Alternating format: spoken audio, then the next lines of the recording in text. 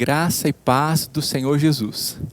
Quero fazer uma reflexão com você a partir de um texto da Palavra de Deus que registra o encontro de um homem com o Senhor Jesus. Está lá no Evangelho de Mateus, capítulo 8. Nós vamos começar lendo o versículos 5 e 6.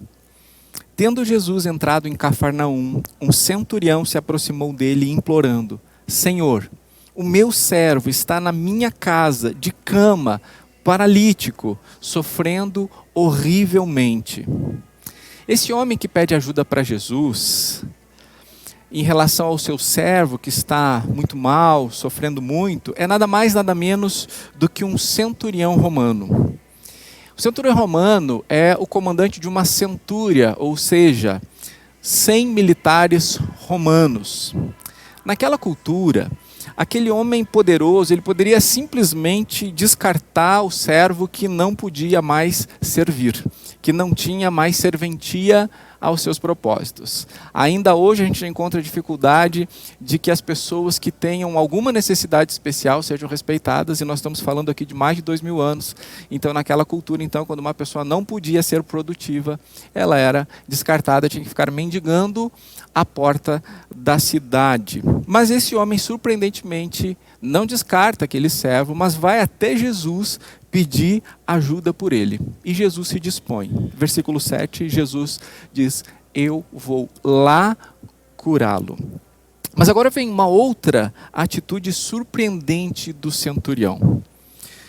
Versículo 8, mas o centurião respondeu: Senhor, não sou digno de recebê-lo em minha casa, mas apenas mande com uma palavra. Essa expressão aqui é importante para nós hoje. Mande com uma palavra e o meu servo será curado.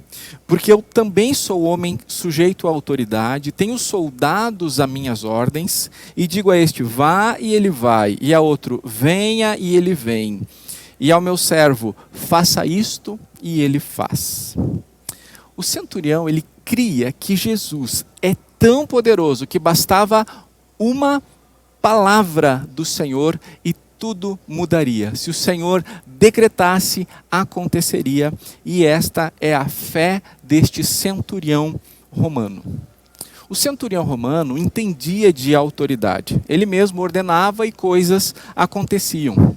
Mas, surpreendentemente, ele entendia de autoridade espiritual que transcende o mundo físico e que ultrapassa as leis da natureza. Jesus fica admirado com essa fé. Olha aqui no versículo 10. Ao ouvir isso, Jesus ficou admirado e disse aos que o acompanhavam: em verdade lhes digo que nem mesmo em Israel encontrei fé como esta. No versículo 13. Então Jesus disse ao centurião: vá e seja feito conforme você crê. E naquela mesma hora, o servo do centurião foi curado. Arredondando para cima, cerca de 1500 anos antes desse acontecimento aqui, Israel já havia recebido a revelação do próprio Deus. Por séculos viram Deus agir poderosamente em seu meio. E algumas vezes ouviram o ressoar da voz do próprio Deus. Mas com tudo isso, com todo esse tempo, é alguém de fora do povo de Israel que vai demonstrar que realmente crê na palavra do Senhor. Ele sabia que bastava uma palavra do Senhor e tudo seria feito. Ele entendeu o que é real desde o começo, porque desde o princípio Deus torna existente o que não existia através da sua palavra geradora, sua palavra criadora. Foi com a palavra que o universo foi criado e ordenado por Deus. Haja, ajuntem-se, cubra-se com a palavra poderosa de Deus. Palavra que este centurião reconhece poderosa em Jesus. Palavra tão poderosa, e não poderia deixar de ser, porque o próprio Senhor é esta palavra viva. O apóstolo João reconheceu isso quando disse: no princípio era a palavra, e a palavra estava com Deus, e a palavra era Deus. João capítulo 1. O relato do centurião com Jesus, ele é muito rico em detalhes. E hoje, diferentemente de como eu costumo fazer, eu não vou repartir com você expositivamente esse texto de Mateus capítulo 8. Porque se nós não entendermos o poder da palavra de Jesus, não adianta nós sabermos toda a riqueza de detalhes que uma narrativa tem. Será apenas mais uma história. O que eu quero convidar você a fazer é entender o poder da palavra de Jesus. Porque quando aquele centurião romano entendeu o poder da palavra do Senhor, dizendo basta que o Senhor diga e acontece. Isso foi admirável aos olhos do próprio Senhor Jesus, que disse: em Israel eu não encontrei uma fé como esta. Então eu quero convidar você a olhar comigo para o poder da palavra do Senhor Jesus. Eu estou fazendo isso também porque há poucos dias o meu entendimento sobre o poder da palavra e a minha necessidade da palavra de Jesus mudou dramaticamente. Então eu reparto um pouco com você do que aconteceu e tem acontecido na minha vida desde o dia 16 de dezembro agora do ano passado. No dia 16, eu fiz uma oração muito pretensiosa. Eu fiz uma oração e dei para o Senhor 2 opções e um prazo. Eu não sei se você sabe, mas Paulinho e eu já perdemos 3 bebês. 3 gestações que não chegaram aonde nós sonhávamos, que é receber nossos bebês com vida, criá-los, vê-los crescer, envelhecê-los vendo crescerem e se desenvolverem. Mas a nossa primeira perda foi da Esther. A Esther completou praticamente 9 meses na barriga da Paula. Mas na semana do parto, alguns dias antes do parto marcado, ela perdeu a vida. Isso fez com que Paulo e eu, depois de 3 perdas, não tivéssemos mais o desejo de passar por esse processo doloroso, então a gente não quis mais ter filhos biológicos. Independentemente disso, nós já estamos no processo de adoção. A gente não entrou no processo de adoção porque a gente não quis mais filhos biológicos. Nós entramos no processo de adoção antes da gravidez. Então sempre foi um desejo do nosso coração também adotar. Mas então, o que eu pedi ao Senhor era das duas uma. Ou que Ele movimentasse o nosso coração e nos trouxesse novamente o desejo de ter filhos biológicos e então tentarmos engravidar, ou então que Ele movimentasse o processo de adoção, porque nós estamos esperando há 8 anos nesse processo. E bem, faltava a última quinzena de dezembro para terminar o ano. Então eu dei 2 opções para o Senhor e eu, pretensiosamente, como eu disse antes, dei 15 dias para Ele. Eu disse: eu peço que tu faça isso, eu peço que tu faça esse movimento nestes últimos 15 dias do ano, porque nós estamos cansados. E quando eu falo que eu reconheço a minha pretensão, eu não estou dizendo que esse tipo de oração é um tipo de oração que deve ter sido feita, que deve ser feita, mas eu fiz. E o Senhor atendeu a essa oração. Por sua graça, por sua bondade, por sua misericórdia, suprindo as minhas faltas, as minhas falhas. Ele atendeu essa oração no dia seguinte. No dia 17 de dezembro, que é aniversário da Paulinha, nós recebemos uma ligação do fórum. E nós fomos chamados, então, para conversar sobre um menino de 3 anos que estava também no processo para ser adotado. O processo de adoção tem basicamente 3 etapas. A primeira que é uma aproximação, aí depois então uma guarda provisória, para muito tempo depois então a adoção definitiva. E nós iniciamos a etapa de aproximação com esse gurizinho, que sinceramente, com todo o meu coração, é a criança mais amável, mais adotável que eu consigo imaginar. Quando se pensa numa criança para adotar, é o rosto dele que eu tenho, é a vida dele que eu tenho, porque uma criança maravilhosa, tinha tudo para dar certo, pelo menos era o que nós pensávamos. Nós tivemos 6 encontros com ele, e olhando para ele, só tinha motivos para nós seguirmos em frente, mas algo aconteceu. Porque, como pretendentes, é assim que se chamam as pessoas que estão no processo de adoção para adotar, como pretendentes, o nosso olhar era para ele. Será que ele é o filho que Deus tem para nós? Mas o que Deus fez foi uma virada. Deus fez com que nós olhássemos para nós mesmos. Será que nós somos os pais que Deus tem para ele? Mas antes de ser pais, quem nós somos, quem nós temos sido. Então Deus fez com que nos enxergássemos, Paulinho e eu, de um jeito que nós nunca tínhamos visto a nós mesmos. E Ele mostrou áreas de nossas vidas que ainda não estavam completamente curadas como nós pensávamos.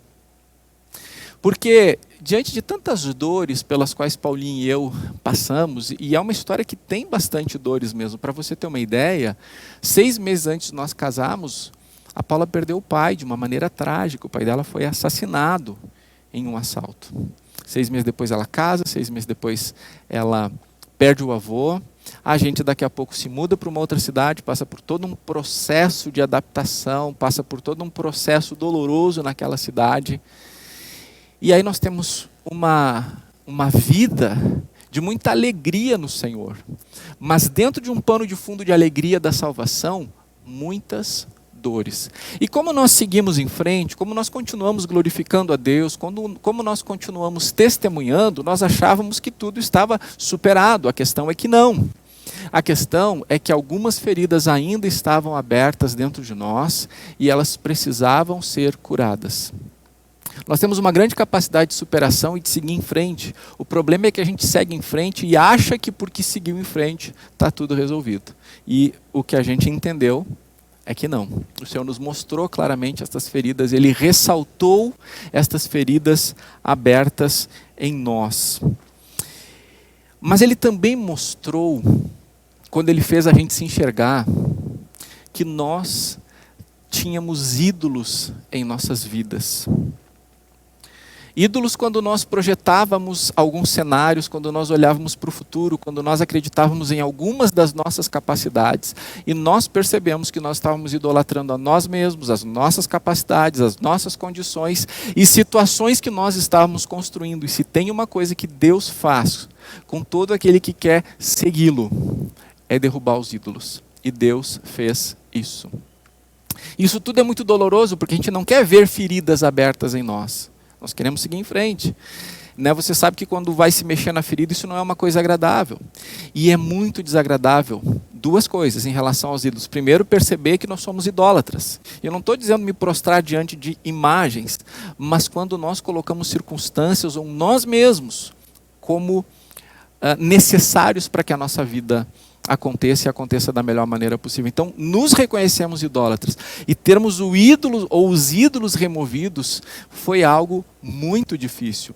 Porque, de alguma maneira, a gente aprende a viver com estes ídolos e quando eles são removidos, fica um buraco, fica um vazio.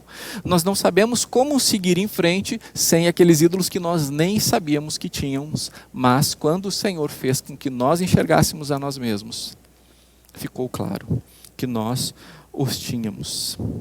Eu não vou dar detalhes de como dolorosamente o Senhor nos mostrou tudo isso, porque sinceramente, às vezes quando a gente dá detalhes e quando a gente dá exemplo, parte das pessoas simplesmente acha que poderia ser diferente, sem entender aquilo que nós estamos vivendo.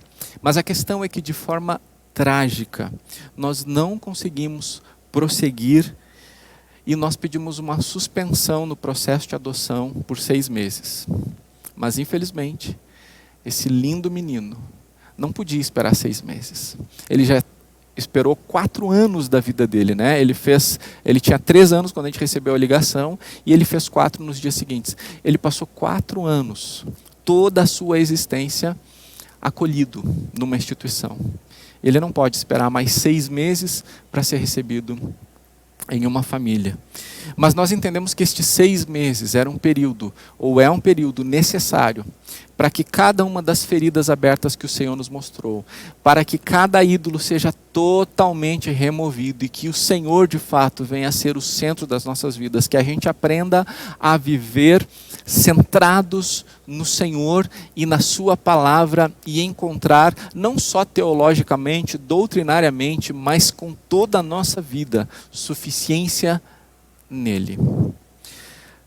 Então, rasgando o nosso coração, porque de fato ele foi rasgado, nós abrimos mão de adotar aquele lindo garotinho. Isso me levou a uma revolta muito grande com Deus.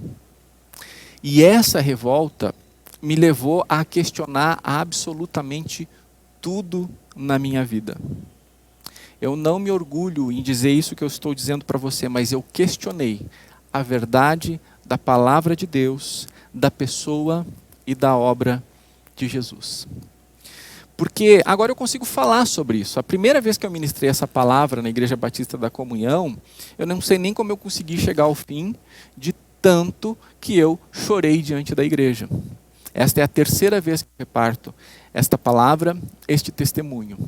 Agora, imagina isso acontecendo, a gente se dando conta, ídolos sendo removidos, feridas sendo mostradas, decisões a serem tomadas. Isso me trouxe uma revolta muito grande. E eu me revoltei contra Deus. E aí, no meio dessa revolta, me veio um pensamento. E esse pensamento muito ardiloso, muito sutil, ele foi algo mais ou menos assim: olha, certamente existe um ser que criou todas as coisas e colocou todas as coisas num perfeito funcionamento. Não dá para duvidar. Quanto mais eu estudo, mais eu concluo de que tem que ter um ser que criou todas as coisas, as colocou em ordem, em funcionamento e as mantém em funcionamento. Mas esse pensamento, ele veio junto com um questionamento, com uma dúvida, que apesar de existir este ser criador, não necessariamente ele é como a Bíblia fala sobre ele. E que não necessariamente Jesus seja o filho deste ser criador, ou mesmo que Jesus faça parte de tudo isso. Eu tenho vergonha em compartilhar isso, em dizer isso, porque eu sou um pastor. Mas nesse momento em que veio esse questionamento, eu abri mão de ser pastor. Eu disse: olha, eu estou questionando absolutamente tudo na minha vida, mas hipócrita eu não sou, eu não posso mais pastorear. Porque se eu não creio em Jesus, se eu não creio na palavra, e isso eu quero dizer que foram segundos. Foram segundos, talvez no máximo alguns minutos. Mas eu entendi que ali para mim estava acabando tudo. Que eu tinha que recomeçar minha vida, e eu me inclinei a começar minha vida com a ideia de que a palavra de Deus não é o que está na Bíblia e Jesus não é quem nós criamos que ele fosse. E então, meus irmãos e minhas irmãs, nesse momento eu cometi o que eu considero o ato mais insano da minha vida inteira. Eu fiz uma oração a este ser criador. E eu não lembro exatamente que palavras eu usei, mas eu disse ser criador, alguma coisa assim. Eu não entendo mais o sentido da vida, eu estou perdido e eu quero saber o que significa tudo isso. E aí eu fui dormir. Isso foi na madrugada, isso foi na noite do dia 19 para o dia 20 de janeiro, agora recentemente. E o que aconteceu na madrugada do dia 20 vai marcar a minha vida para sempre. Eu acordei no meio da noite com o mais angustiante pavor de trevas, de morte de medo, escuridão completa. Eu não vou conseguir expressar para você exatamente o que eu senti, então eu só posso dizer algumas coisas que talvez deem uma ideia. Mas é como se eu tivesse ficado vazio por dentro. E no lugar desse vazio, entrou uma pressão perturbadora que não me deixava por nenhum segundo esquecer o pavor que eu estava sentindo. Algo que me corroía. Eu perdi completamente o sentido da vida e tudo que me cercava era medo e desespero. Eu senti que Deus me abandonou, mesmo aquele ser criador a quem eu tinha tentado buscar sem Jesus. E é como se naquele momento eu já estivesse existindo na morte eterna, que é uma existência sem Deus e sem qualquer manifestação da sua graça para sempre e sempre. As pessoas pensam que o inferno é a pior coisa que pode acontecer com alguém depois de morrer nesse mundo. Não é. Porque a Bíblia diz que a morte e o inferno serão lançados no lago de fogo. Porque passar as dificuldades do inferno não vão se comparar a uma existência eterna sem Deus. E talvez alguém possa pensar, olha, mas tem tanta gente que vive sem Deus nesse mundo. Acontece, querido, querida, que nesse mundo existe graça de Deus, existe bênçãos de Deus. E isso acontece sobre justos e injustos, sobre pessoas piedosas, sobre pessoas ímpias. Não é? A Bíblia faz chover sobre justos, o Senhor Deus, conforme diz a Bíblia, faz chover sobre justos e injustos.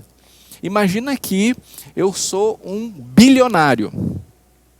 E eu então comece a mandar para você todo mês um bom dinheiro, mas muito dinheiro mesmo. De maneira que você vive a vida sem sentir falta de nada, porque o dinheiro que eu envio para você é suficiente e sobra até.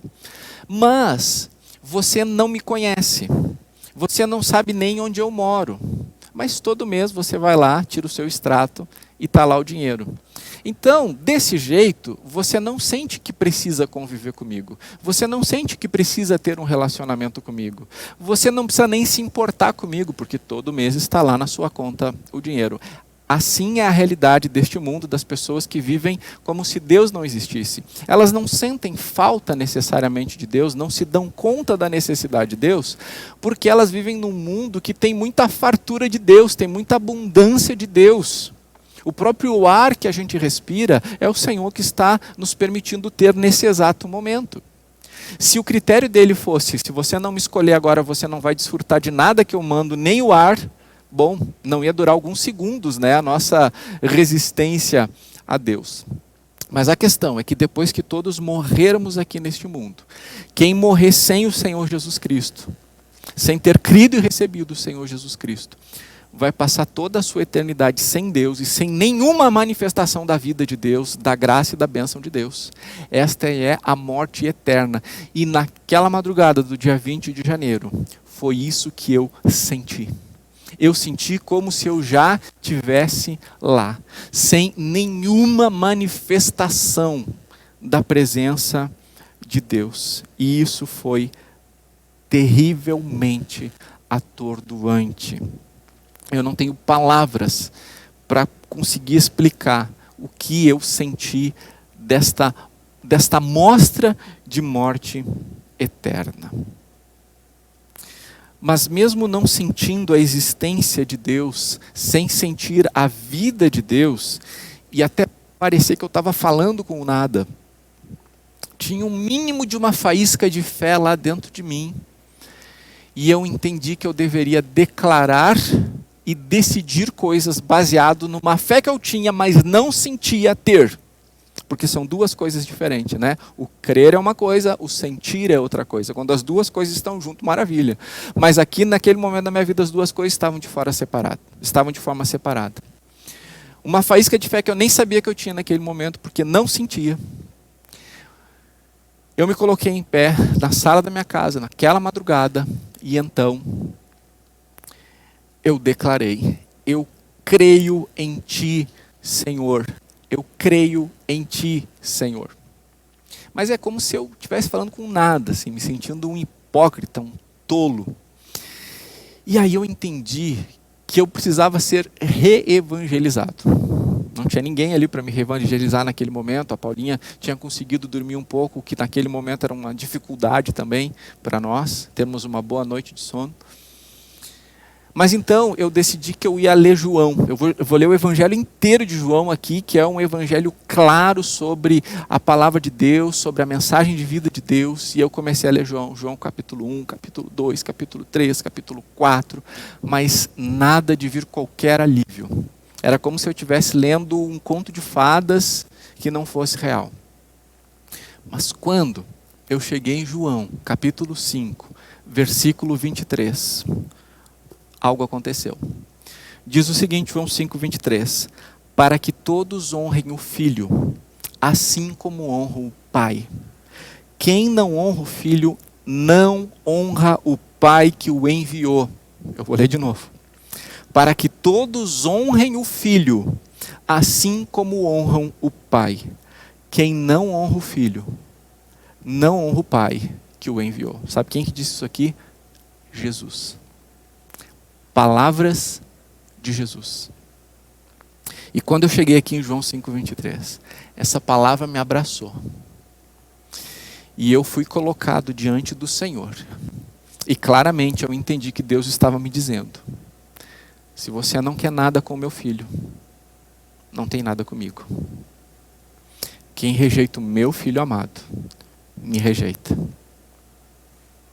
Deus me mostrou que a minha revolta inconsequente, foi inconsequente desde aquela oração que eu fiz lá no dia 16. Eu só vinha com inconsequência, inconsequência, inconsequência. E que aquela inconsequência de ter tentado fazer uma ponte sobre Jesus e sua palavra para chegar no ser criador, foi o ato mais blasfemo da minha vida inteira. Porque eu reneguei o Filho de Deus. Ao chegar em João 5:23, o Espírito Santo me lembrou daquela oração que eu fiz, como se Jesus não fosse importante na relação com Deus. E ali, meus irmãos e irmãs, é como se o Espírito voltasse para a minha vida. Eu me joguei no chão. Eu confessei o meu pecado de incredulidade e clamei por perdão. Pela palavra, Deus me trouxe de volta à vida. Pela palavra que Ele mesmo deixou. Jesus me deu a chance de ser resgatado de para onde eu estava vindo. Então eu compreendi que o Senhor não havia me abandonado, mas que Ele permitiu que eu me sentisse como se tivesse. Porque aí então eu pude entender o que seria da minha alma existir eternamente sem Ele. Não me comparo ao Senhor Jesus, que na cruz disse: Deus meu, por que me desamparaste? Mas em grande dose eu senti o desamparo de Deus. E agora eu entendo e agradeço ao Senhor, porque isso foi um presente que Ele me deu.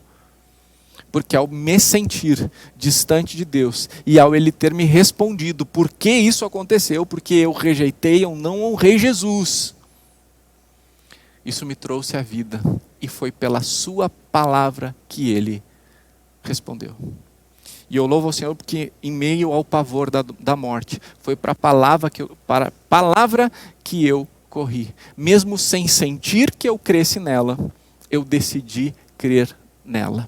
E isso fez toda a diferença para o que tem vindo a seguir. Agradeço, sou grato a Deus por Ele ter me dado essa amostra de uma alma angustiada e cercada por laços de morte.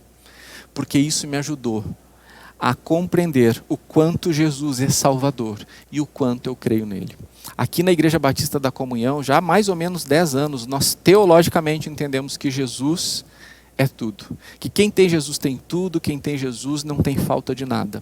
Esta é a nossa doutrina básica e toda a igreja está doutrinariamente estruturada em torno de Jesus. O que nunca tinha acontecido na minha vida é que fora de um contexto de paz, eu precisasse crer nisso.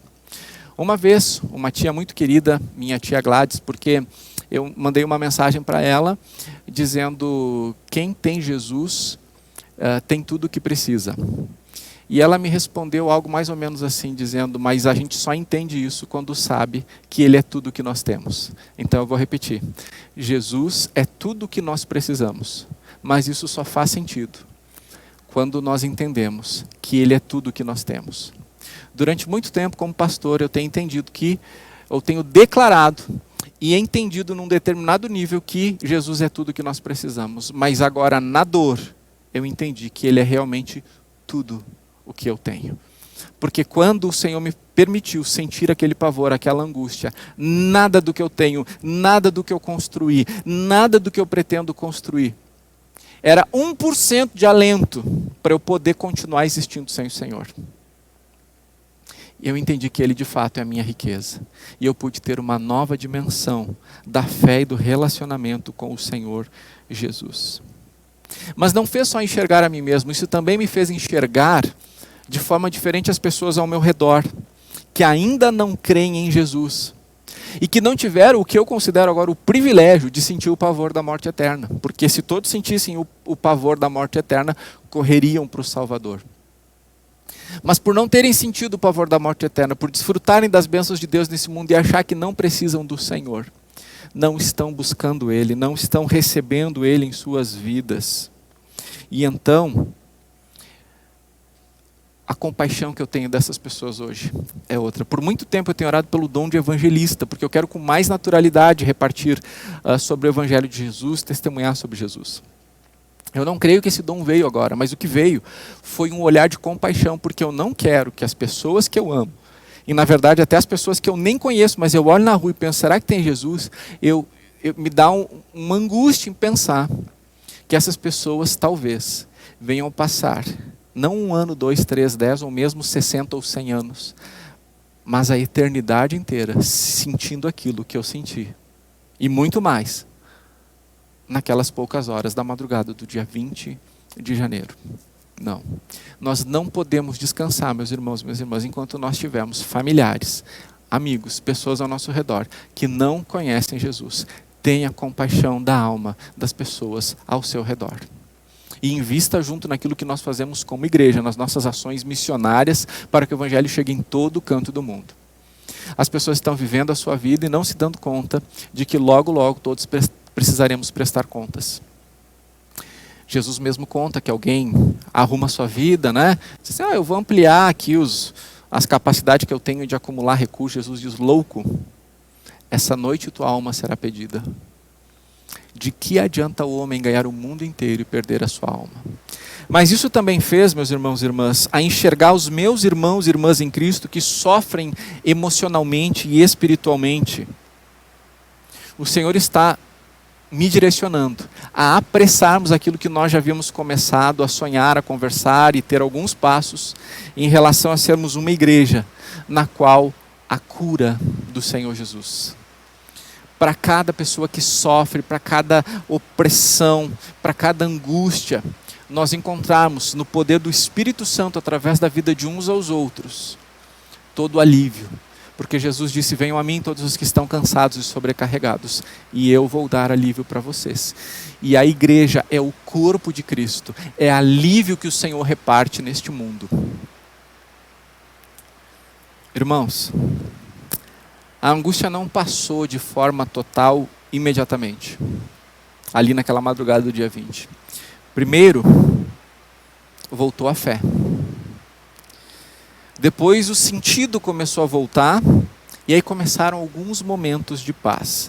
Cada dia foi sendo menos difícil, é assim que eu entendo. Nenhum daqueles primeiros dias depois do dia 20 foi fácil, mas cada um deles foi sendo menos difícil. Porque, por mais que eu não tivesse mais o pavor e a angústia da morte eterna dentro de mim, eu ainda estava começando uma nova etapa da minha vida com o Senhor, sem ídolos.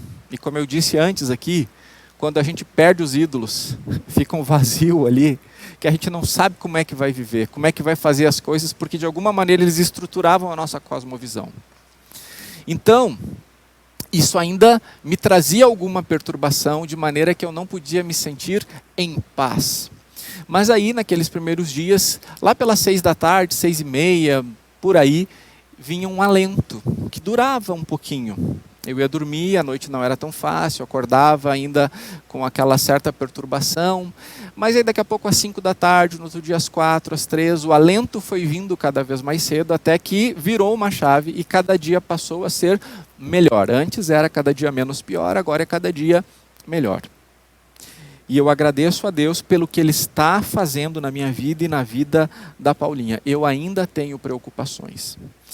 Mas agora, eu consigo levar essas preocupações para Jesus sem que elas tenham aquele tom opressor e destruidor. Mas já finalizando, eu quero dizer que o que aconteceu comigo e com a Paulinha não foi um acidente. É um padrão de Deus. Do jeito que aconteceu comigo e com ela, é personalizado. Assim como do jeito que acontece com você, é personalizado. São outros personagens, são outras circunstâncias, são outros ídolos, são outras feridas. Mas o tratar de Deus, a derrubada de ídolos de Deus, isso Ele faz com todos os seus filhos. Talvez já tenha feito com você, esteja fazendo ou vai fazer. Mas pela palavra de Deus, nós vemos que sempre existem momentos difíceis.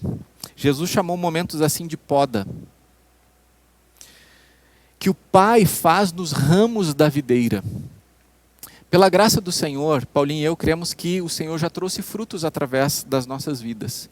Mas Jesus mesmo diz que aquele ramo que produz fruto, o Pai, que é o agricultor, que cuida da videira, Ele poda para que dê mais frutos ainda. E nós somos podados e recebemos uma tesourada de Deus. Não é nem um pouco fácil. Pessoas piedosas chamaram este momento de muralha. Ou outras pessoas chamaram de noite escura da alma. São momentos dos quais Deus não permite que você siga em frente para algo novo que Ele tem para a sua vida, sem tratar de questões profundas que serão necessárias para o que vem a seguir. Momentos em que Ele destrona os ídolos em sua vida e permite que você passeie por muitas emoções, incluindo aquelas das quais nós queremos fugir. Ainda não estou 100% bem, mas estou 100% convicto de que Jesus está me preparando para o que tem do outro lado da muralha. E eu sou grato a Ele pelo que Ele tem feito nesse sentido. Eu tenho aprendido de forma personalizada o Salmo 23, porque agora eu consigo entender melhor que realmente o Senhor é o meu pastor e nada me faltará. E ainda que eu ande pelo vale da sombra da morte, eu não fazia a menor ideia do que era isso, agora eu tenho. Ainda que eu ande pelo vale da sombra da morte, não temerei mal algum, porque Tu estás comigo, a Tua vara e o Teu cajado me consolam. Eu comecei essa reflexão aqui com aquela passagem do centurião que encontra Jesus e pede ajuda para o servo, e Jesus diz, eu vou lá curá-lo, e o centurião diz, não precisa, basta uma palavra tua, daqui tu declarando, ele vai receber a cura lá, basta uma palavra tua. Eu testemunhei o que aconteceu comigo por uma questão de transparência, como pastor, como líder desta comunidade, que é a Igreja Batista da Comunhão. Nós não queremos viver aqui uma hipocrisia, uma comunidade de aparência, mas de fato entender as coisas como elas são. Como a Bíblia de fato é, porque a Bíblia registra Davi, o homem segundo o coração de Deus, assassinando o homem de uma mulher que ele cobiçou. E registra o próprio Senhor Jesus, naquele momento angustiante no jardim do Getsêmani, dizendo ao Pai, se possível passa de mim este cálice. Isso é transparência, isso é integridade, isso é sinceridade, e é este o caminho que nós queremos percorrer. Mas também porque, de alguma maneira, isso tem a ver com você. Não só pelo padrão de Deus de podar os ramos da videira, de colocar uma muralha e impedir que a gente siga em frente antes de que Ele trate coisas na nossa vida para nós prosseguirmos. Essa questão da noite escura da alma, na qual nós precisamos encontrar a luz, que é Jesus. Mas porque você está nas palavras de Jesus que vem a seguir. No versículo 11 de Mateus 8, diz o seguinte, naquele mesmo contexto ali da conversa, digo a vocês que muitos virão do Oriente e do Ocidente, e tomarão lugar à mesa com Abraão, Isaque e Jacó, no reino dos céus. Mas os filhos do reino serão lançados para fora nas trevas, ali haverá choro e ranger de dentes. Mas olha esse versículo 11, dizendo que muitos virão do Oriente e do Ocidente e terão lugar à mesa no reino dos céus. Sabe de quem que ele está falando aí? De mim e de você. Porque Jesus está dizendo, eu não encontrei em Israel uma fé como essa, mas pessoas de fora de Israel, de todos os lados do mundo, virão e se assentarão à mesa no reino dos céus. O critério para o acesso a esta mesa é a fé em Jesus e na sua palavra. Porque é exatamente isso que Jesus está reforçando quanto à atitude do centurião. Jesus, ali naquela conversa, incluiu você nesses muitos que virão do Ocidente. Eu não sei de onde você está ouvindo esta pregação, de onde você é, mas eu imagino que, se não todos, a maior parte de nós somos do Ocidente em relação a onde Jesus estava falando. E ele nos viu na sua mesa. Mas não menospreze a importância de crer não nas histórias relatadas na Bíblia, mas na palavra de Jesus que a Bíblia registra. E aí então nós temos histórias maravilhosas que só reforçam a nossa necessidade de toda palavra que procede da boca do Senhor. Vivemos a nossa vida estruturados, centrados na palavra do Senhor, crendo que Ele é a própria palavra viva do Pai, é que nos dará acesso a esta mesa na qual Ele nos visualizou. Mas que triste e desesperadora será a situação que eu tive alguns flashes dela, para aqueles que mesmo tendo a oportunidade de conhecer e confiar em Jesus, o deixarão de lado. Naquele momento histórico, Jesus estava falando sobre o povo de Israel, né? Que se considerava filho, que tinha recebido a palavra, mas estava rejeitando, né? Veio para o que era os seus e os seus o rejeitaram.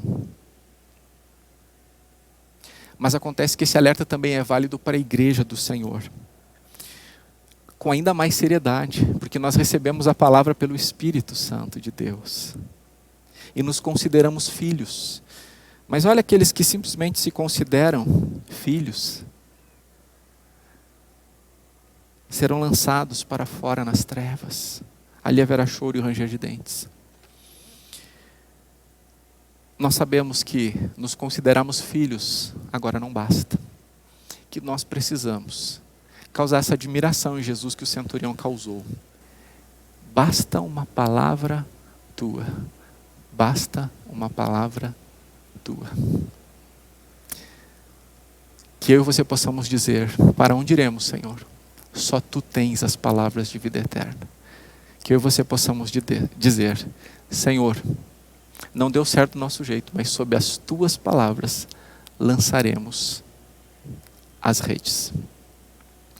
Eu compartilhei esta palavra no domingo passado, no dia 6 de fevereiro, na Igreja Batista da Comunhão, e nós encerramos o culto fazendo uma oração com uma canção, um pedido a Deus, que o Senhor restitua aquilo que Ele nos deu, e nós perdemos por nossa rebeldia, por nossa indiferença, por focarmos nas nossas próprias preocupações, por edificarmos os nossos próprios ídolos. E eu quero convidar você a cantar junto esta canção. Esta canção fala sobre planos, sonhos que foram embora, coisas que se perderam, luto que veio. E a gente faz um clamor, restitui. E nós não cantamos aqui neste domingo como se fosse um direito, dizendo que Deus tem que devolver ou que a gente se considera dono de qualquer coisa. Mas em humildade, nós queremos de volta aquilo que Ele decidiu nos dar e que Ele sabe que é necessário. Que você receba do Senhor tudo aquilo que Ele deu para você, em algum momento você perdeu. Como eu perdi a minha fé em minutos, horas do dia 19 para o dia 20. Mas Ele trouxe de volta. Que Ele traga a sua fé de volta, que Ele traga a sua vida de volta, que Ele traga as manifestações da salvação dEle de volta para a sua vida. A alegria da salvação. Que tudo que foi embora, que tudo que roubado foi da sua vida, ou que você desperdiçou, ou que o diabo levou, que Deus dê, porque maior é o que está em nós do que o que está no mundo. Deus abençoe a sua vida. Crê em Jesus, crê em sua palavra.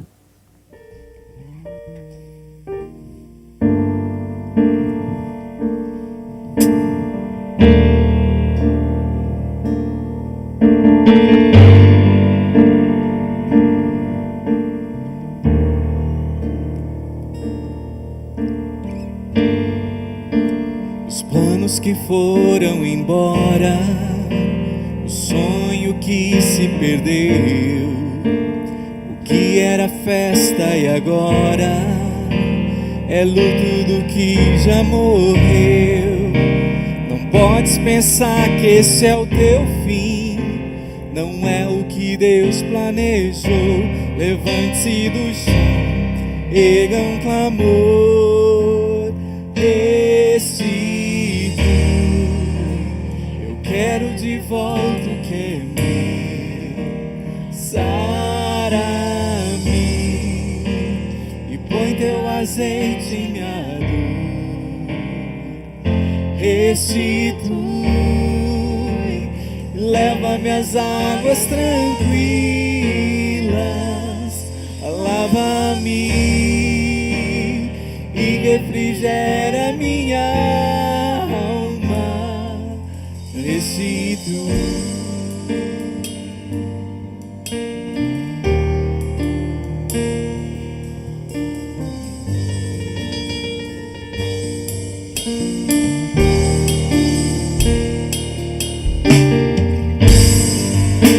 Os planos que foram embora, o sonho que se perdeu, o que era festa e agora é luto do que já morreu. Não podes pensar que esse é o teu fim, não é o que Deus planejou. Levante-se do chão, erga um clamor, restitui. Eu quero de volta o que é meu. Sara-me e põe teu azeite em minha dor. Restitui e leva-me às águas tranquilas, lava-me e refrigera minha alma. Restitui.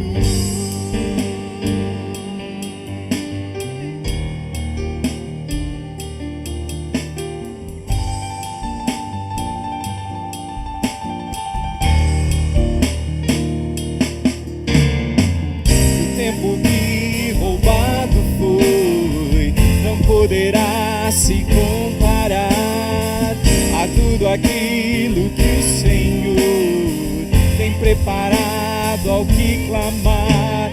Creia, porque o poder de um clamor pode ressuscitar. Restitui, eu quero de volta o que é meu. Sara-me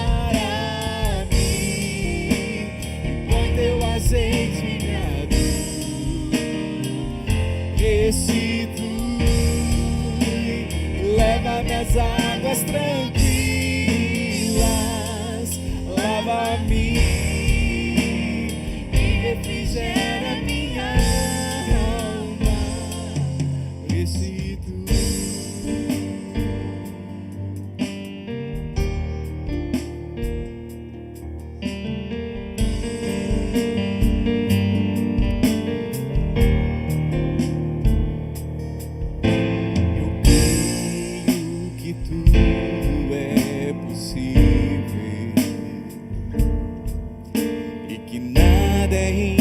Impossível para ti.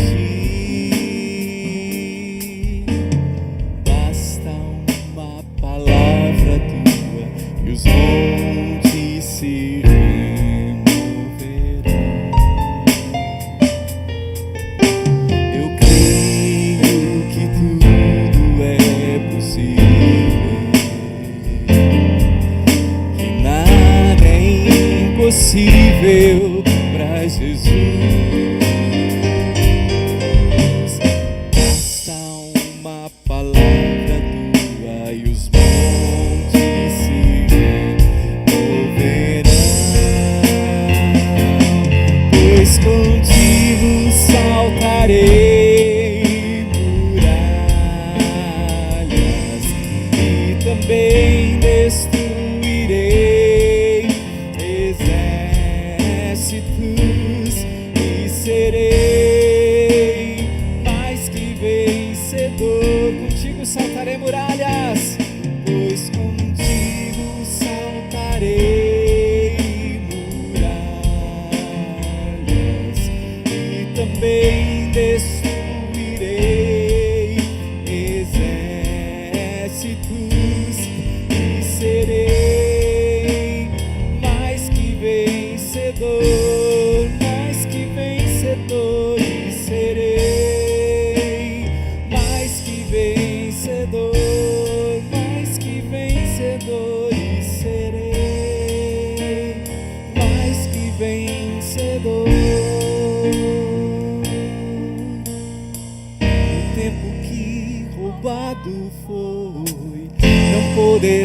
se comparar a tudo aquilo que o Senhor tem preparado ao que clamar.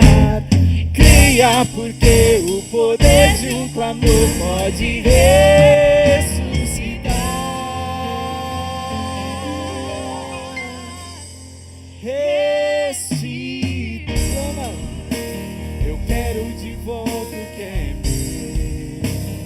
Sara-me e põe teu azeite em minha dor. Restitui e leva-me às águas tranquilas. Lava-me e refrigera minha alma. Restitui.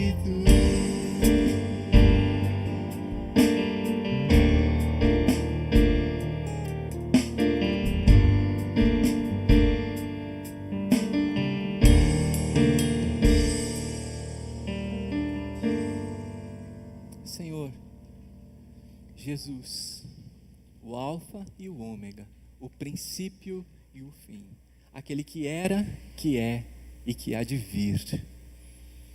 Nós clamamos pelo teu nome e reconhecemos não há outro nome que haja sido dado para que pudéssemos ser salvos.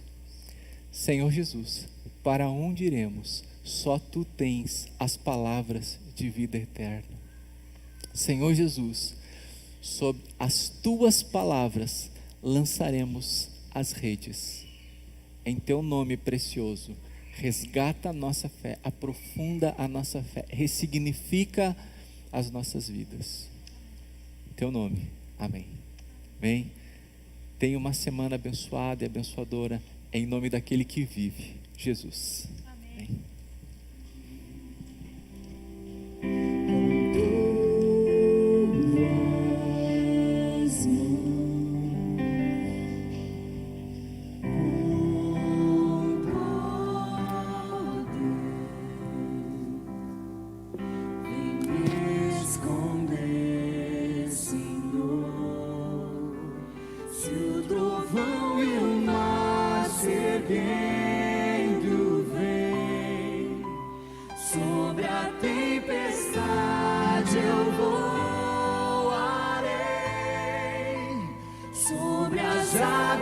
Tu também és rei, descansarei, pois sei.